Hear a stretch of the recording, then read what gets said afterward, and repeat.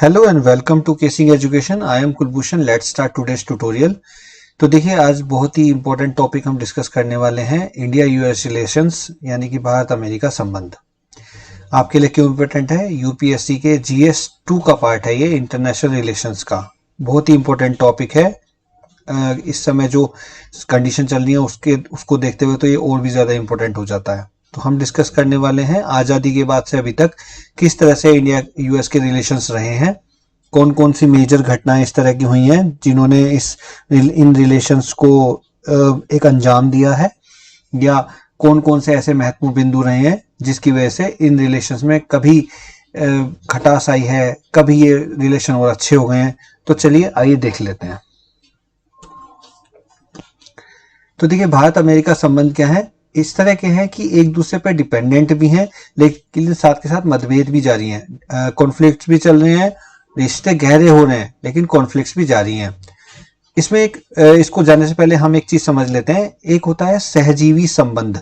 सहजीवी संबंध का मतलब ये होता है जहां पे दो अलग अलग प्रजातियां एक दूसरे के पे डिपेंडेंट रहती हैं किसी न किसी काम के लिए, और वो एक साथ रहने लग जाती हैं, है ना। उनका एक दूसरे से कोई लेना देना नहीं होता, लेकिन कुछ ना कुछ फायदा उन्हें एक दूसरे से होता है, इसलिए वो एक दूसरे के साथ रहने लग जाती हैं और एक दूसरे पर डिपेंडेंट रहती हैं। जैसे एक एग्जांपल दिखाया हुआ है, ये जो आपको दिखाया हुआ है ये भैंस है, और ये जो पक्षी आपको दिखाई दे रहे हैं ये पक्षी क्या है, ये इसके भैंस के ऊपर आपको दिखाई मिल जाएंगे, उसके शरीर पे आपको देखते हुए मिल जाएंगे बैठे हुए। तो क्या है करते हैं, ये जो भैंस के शरीर पे जो कीड़े मकोड़े रहते हैं ये उनको खा जाते हैं। तो इनको क्या फायदा होता है कि इनको खाना मिलता रहता है। भैंस को क्या फायदा होता है कि चलो मेरे ऊपर बैठ रहे हैं, सवारी कर रहे हैं, कोई बात नहीं, बैठे रहने दो, लेकिन मेरे को कीड़े मकोड़ों से आजादी मिल जाती है। तो एक दूसरे से कोई रिलेशन नहीं है, लेकिन फिर भी एक दूसरे को फायदा पहुंचा रहे हैं, इसलिए एक दूसरे पर डिपेंडेंट है। इसको हम बोलते हैं सहजीवी संबंध। तो अगर हम देखें तो भारत और अमेरिका का संबंध भी कुछ इसी तरह का सहजीवी संबंध की तरह से हो गया है। क्यों?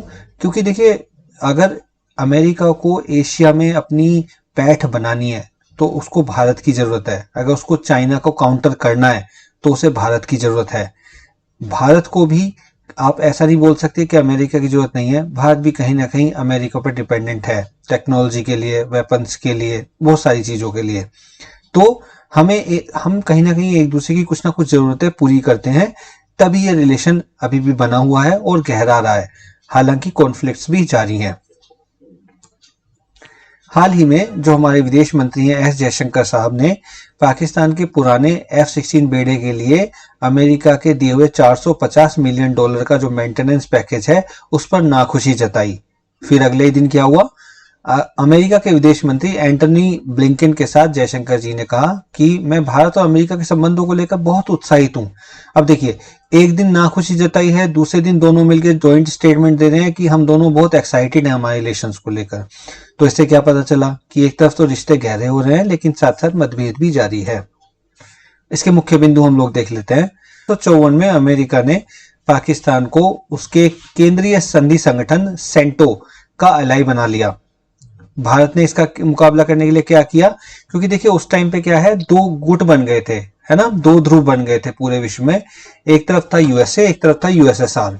तो अब यूएसए तो अमेरिका जो था वो तो पाकिस्तान की तरफ वो हो गया, पाकिस्तान की तरफ झुक गया। तो भारत को इसका मुकाबला करने के लिए क्या करना पड़ा? हमें सोवियत संघ के साथ सामरिक यानी स्ट्रैटेजिक और मिलिट्री रिलेशंस बनाने पड़े। 1961 में क्या हुआ?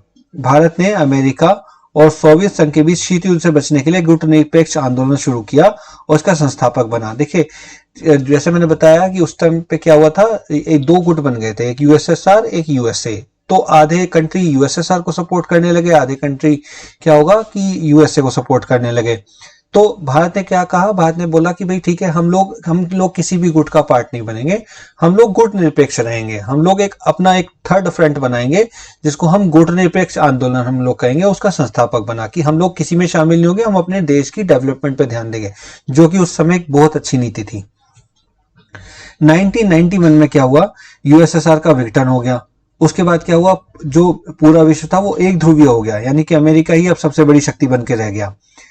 फिर आता है 11 मई 1998 को भारत ने क्या किया? एक भूमिगत परमाणु परीक्षण किया। है ना, न्यूक्लियर टेस्ट किया इंडिया ने।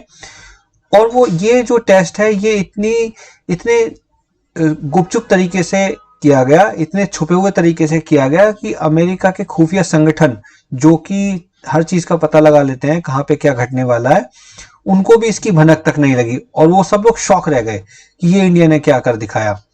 तो इस पर एक मूवी भी बनी है परमाणु नाम की, जॉन इब्राहिम की, आप उसे देखिएगा। उसमें काफी अच्छे तरीके से दिखाया गया कि कितने खुफिया तरीके से भारत ने इस जो प्रोजेक्ट को अंजाम दिया था।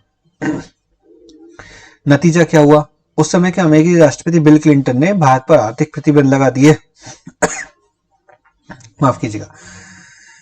20 मार्च 2000 को क्या होता है, बिल क्लिंटन 1978 के बाद भारत की यात्रा पर आने वाले पहले राष्ट्रपति बन जाते हैं। यानी कि 1978 के बाद से कोई राष्ट्रपति ने भारत की यात्रा नहीं करी थी, लेकिन उसके बाद वो पहले ऐसे राष्ट्रपति हैं जो 1978 के बाद से भारत की यात्रा करते हैं। इस यात्रा में भारत और अमेरिका के बीच विज्ञान और प्रौद्योगिकी फोरम की स्थापना की जाती है। अब अमेरिका का ध्यान थोड़ा थोड़ा भारत की तरफ आने लगा, पाकिस्तान से हटकर। 22 सितंबर 2001 को जॉर्ज डब्ल्यू बुश ने क्या किया, 1998 के परमाणु परीक्षण के बाद जो भारत पर लगाए गए प्रतिबंध थे, वो सारे प्रतिबंध जो बचे कुछ प्रतिबंध तो पहले ही हट चुके थे, कुछ बचे कुछ जो प्रतिबंध थे वो सारे के सारे प्रतिबंध हटा लिए। 28 जून 2005 में क्या होता है, भारत अमेरिका ने रक्षा संबंधों के लिए नए फ्रेमवर्क पर हस्ताक्षर कर लिए। यानी कि अब क्या है, और ज्यादा रिलेशन जो है वो गहराने लगे। समुद्री सुरक्षा, मानवीय सहायता, आपदा प्रबंधन, आतंकवाद विरोधी घटनाओं में रक्षा सहयोग के लिए प्राथमिकताएं दी जाने लगी। 18 जुलाई 2005 को एक बड़ी इंपॉर्टेंट डील हुई, सिविल न्यूक्लियर डील, जिसे एक माइलस्टोन भी कहा जा सकता है। इसमें क्या हुआ, भारत और अमेरिका ने असैन्य परमाणु सहयोग पर हस्ताक्षर किए। ये क्या डील थी, इसमें ये था कि भारत अपनी सैन्य और असैन्य परमाणु सुविधाओं यानी फैसिलिटीज को अलग अलग रखेगा। असैन्य नागरिक संस्थानों को अंतरराष्ट्रीय परमाणु ऊर्जा एजेंसी IAEA की सुरक्षा में, उसकी निगरानी में रखेगा। बदले में क्या उसे मिलेगा, बदले में अमेरिका भारत के साथ पूर्ण रूप से जो असैन्य परमाणु सहयोग है, यानी कि नॉन मिलिट्री के लिए जो हम लोग यूज करते हैं परमाणु ऊर्जा को, उसमें पूरी तरह से सहयोग देगा। 8 नवंबर 2008 को क्या होता है, हमने चंद्रयान 1 छोड़ा, जिसमें नासा के वैज्ञानिकों द्वारा भी जो डिजाइन किए गए थे वो 2 उपकरण उसमें लगे हुए थे। 26 नवंबर 2008 को क्या होता है, यूएसए के FBI विशेषज्ञ भारत आते हैं और भारतीय अधिकारियों के साथ मिलकर जो ताजमहल पैलेस पर जो आतंकी हमला हुआ था उसकी जांच में सहयोग करते हैं। 5 नवंबर 2010 को क्या होता है, राष्ट्रपति ओबामा भारत का दौरा करते हैं। वे संसद को संबोधित करते हैं और वहां पर भारत की जो स्थायी सीट की जो मांग है संयुक्त राष्ट्र सुरक्षा परिषद में, उसका समर्थन करते हैं। फिर आता है 20 मई 2014, मोदी प्रधानमंत्री बनते हैं। मोदी प्रधानमंत्री के रूप में अमेरिका की पहली यात्रा करते हैं, जिसका उद्देश्य निवेश को अट्रैक्ट करना रहता है और भारत अमेरिका की रणनीतिक साझेदारी को और मजबूत करना रहता है। फिर आता है 7 जून 2016, अमेरिका भारत को एक मेजर डिफेंस पार्टनर के रूप में एक्सेप्ट कर लेता है और एक सैन्य सहयोग समझौते पर हस्ताक्षर होते हैं। 5 जून 2019 को राष्ट्रपति ट्रंप भारत के special trade status, preferential trade status को खत्म कर देते हैं। देखिए किस तरह से रिलेशन गहरा रहे हैं, लेकिन कॉन्फ्लिक्ट्स भी साथ के साथ चल रहे हैं।